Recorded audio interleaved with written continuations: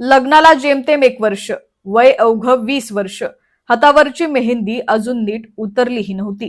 तोच सासरच्या नराधमांनी एका निष्पाप लेकीचा जीव घेतलाय.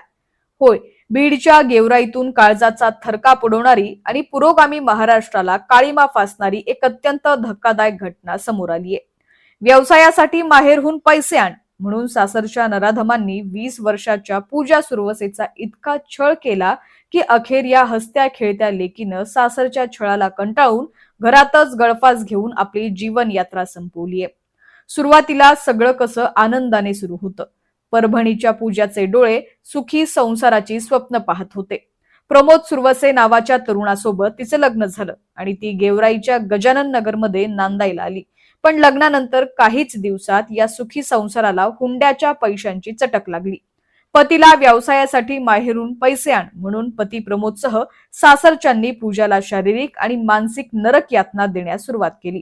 रोज मारहाण, रोज टोमणे आणि पैशांसाठी होणारा छळ. अखेर हा छळ सहन न झाल्यानं या 20 वर्षाच्या विवाहितेने घरातच गळफास घेऊन आपली जीवन यात्रा संपवली. या धक्कादायक घटनेनंतर संपूर्ण बीड जिल्हा हादरवून गेलाय.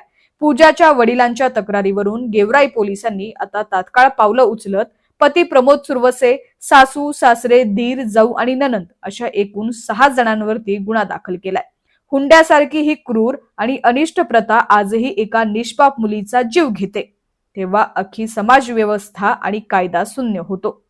पूजा सुरवसेच्या आत्महत्येला कारणीभूत ठरलेल्या या सासरच्या नराधमांना अशी शिक्षा झाली पाहिजे की पुन्हा कोणत्याही हुंड्याबळीची बातमी समोर येता कामा नये. या नराधमांना थेट फाशीचीच शिक्षा झाली पाहिजे का? तुमचं मत आम्हाला कमेंट बॉक्समध्ये नक्की कळवा. पाहत रहा HPN मराठी न्यूज.